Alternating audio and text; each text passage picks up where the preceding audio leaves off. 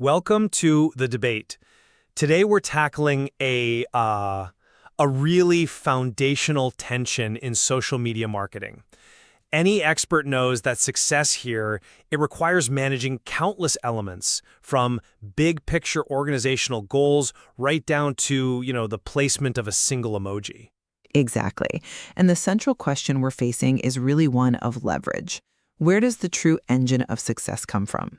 Is it in the micro-level optimization of every single post, what we're calling the post anatomy? Or is it driven by a much more robust, macro-level strategic framework, the architecture?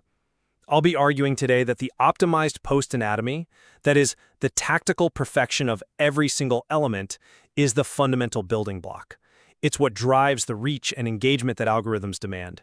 A strategy just doesn't matter if the content isn't seen in the first place. And I'll be arguing that all that micro-optimization is really just technique.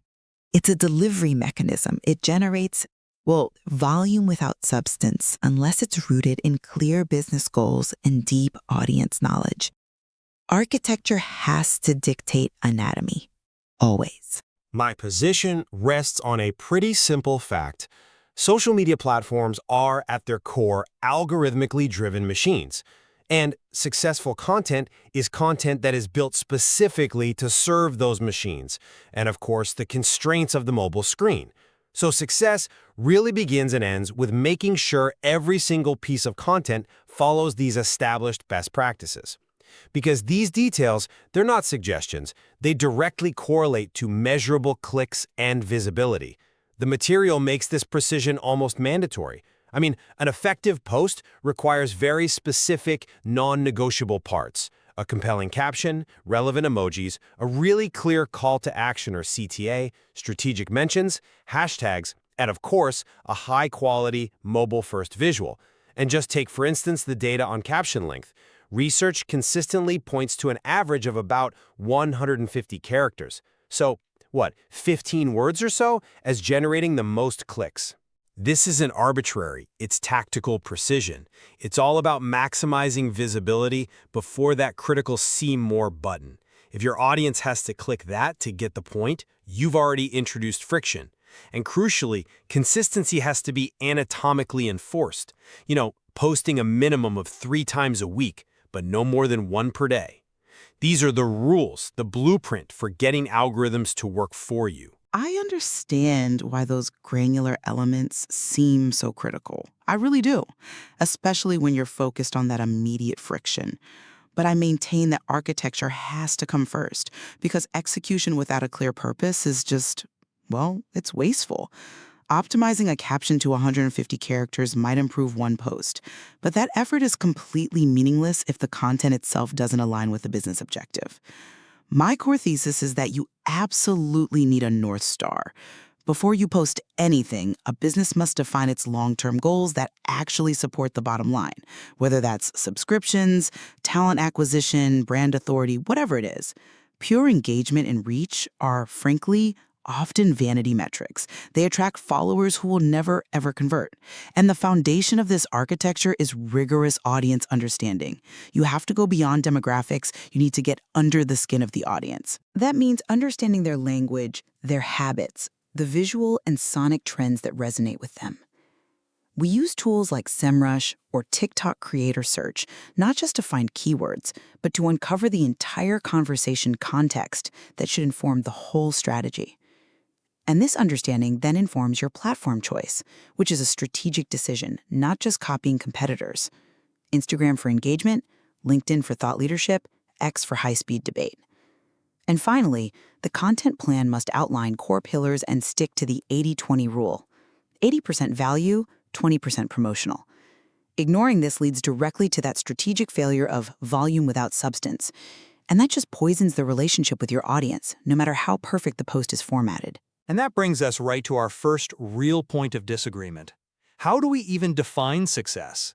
If, as I'm arguing, micro-optimization is what earns that initial algorithmic favor, then the most concrete measure of effectiveness has to be the immediate response. The success of that 150-character limit, it's proven by generating the most clicks and the highest click-through rates. Simple as that. By tracking these tactical metrics, reach, engagement, CTOR, we get instant feedback. We know what's working right away. The post either stands out and earns the click, or it fails, and the strategic message never even gets delivered. That tactical victory of the click is the first necessary step. I hear your focus on the click, I do. But isn't that a fundamentally tactical victory that's, divorced from actual business value? We need to zoom out a bit. Tracking mere clicks and reach gives you immediate feedback, sure, but it completely fails to capture the real business objective defined by the architecture. The strategy demands we track metrics that support that North Star. That means rigorously tracking conversion rates, MQLs, signups, and crucially, the depth and relevance of the conversations that are sparked. Attracting an audience that clicks a lot but has zero intent to purchase means the perfectly optimized post has ultimately failed. That initial gate. If the post anatomy isn't correct, if the aspect ratio is wrong, or it reads like a dry press release, it just looks like an ad and gets ignored. Instantly. You correctly said people don't come to social media to be sold to. So the micro-optimization is that necessary layer that makes the content feel native, useful, and human. Without it, the conversion funnel stays empty. I find that framing just a little too focused on the entry point of the funnel. If the click is the necessary first step, then the quality of what follows is paramount, and that is governed by structure, not just presentation. You bring up the need for content to be useful, and that's precisely where strategic guardrails are essential. This is why the 80-20 rule exists. It's not dogma, it's a psychological guardrail to build trust. If we consistently offer 80% value, tips, education, the audience accepts the 20% promotion. A post can be perfectly optimized for clicks, but if it violates those content pillars, it's just noise that damages brand credibility over time. I'm not convinced. I find relying on the 80-20 rule to be, fundamentally flawed. Because defining value is so subjective, it's almost impossible to enforce consistently. What is measurable, what's objective, is consistency and rhythm. That's the anatomical structure I advocate for. For some audiences, especially in B2B, the value isn't inspiration. It's predictable, consistent technical updates. If you stick to a disciplined cadence, say 3 LinkedIn posts a week, Mondays, Wednesdays, Fridays, the audience learns to expect that content. The simple act of maintaining a reliable presence is a huge trust signal. And that consistency is a purely anatomical victory. Consistency is a requirement, I agree, but it's the type of content that matters more than the frequency. You can post 3 times a week, but if those 3 posts are all generic sales pitches, the entire strategy is broken. You'll just see follower drop off. The content has to align with the platform rules dictated by your architecture. LinkedIn requires thought leadership, employee highlights to build trust. Facebook thrives on community content. Relying on simple frequency without adjusting the content mix for that specific platform and audience, it just leads to poor results and, frankly, burnout. You have to adapt the pillars to the platform. That's architecture at work. Okay, but this leads to a critical point about implementation. How does your elegant macro architecture actually prevent tactical failure at the point of execution? Because strategy is implemented by humans. A junior social media manager still needs to know exactly where to put the mention, which CTA structure works best, how to crop the visual. Your strategy, no matter how brilliant, is only as good as its weakest post. My argument is that without rigid guidelines for post anatomy, the strategic vision just gets lost in poor daily execution. Beyond just planning, it includes the governance layer. We are not expecting perfection from individuals. We are building systems. A robust architecture requires centralized style guides, mandatory templates, established distribution rules, all of it derived from meticulous audience data.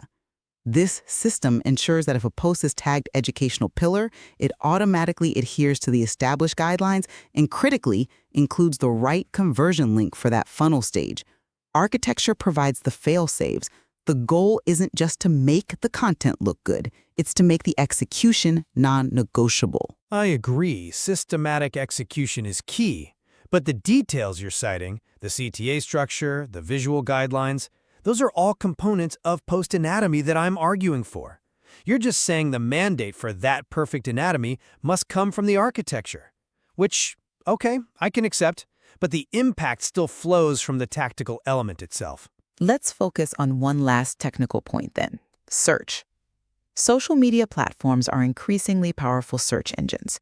This shifts the focus from simple engagement to discoverability, and the architecture has to guide the strategic use of keywords and tone to ensure long-term search relevance. That goes way beyond just a simple hashtag list. Yes, keywords are critical, but that is still anatomy at work. Optimized hashtag selection, keyword density within the caption, using geotags, ensuring alt text is accurate.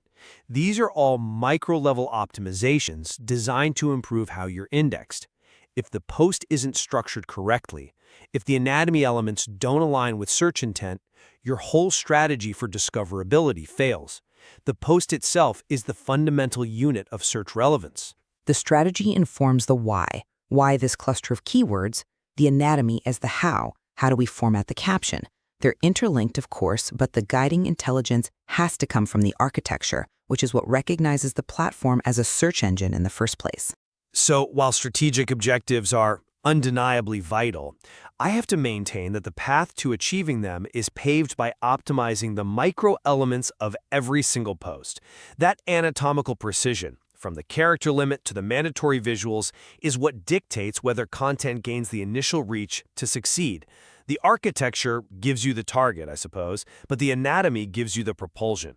Without tactical excellence, the strategy just remains an academic exercise. That's an insightful way to put it, but I believe we have to maintain the strategic hierarchy. Micro-optimization is merely a tool for delivery. True effectiveness, the kind that translates followers into loyal customers and supports the bottom line, is mandated by that macro strategy. Success requires a clear North Star, meticulous audience understanding, and a content plan that enforces value over sheer volume. The strategy determines if the content is valuable. Anatomy just determines if it's visible. We clearly disagree on the primary leverage point here, which creates this fascinating tension between tactical perfection, the precision of the machine, and the strategic foundation that guides it. And the materials certainly suggest that effective social media demands both deep planning and flawless execution. It seems we have to continue exploring that delicate balance required to master both the anatomy of the individual post and the overarching architecture of the brand's presence.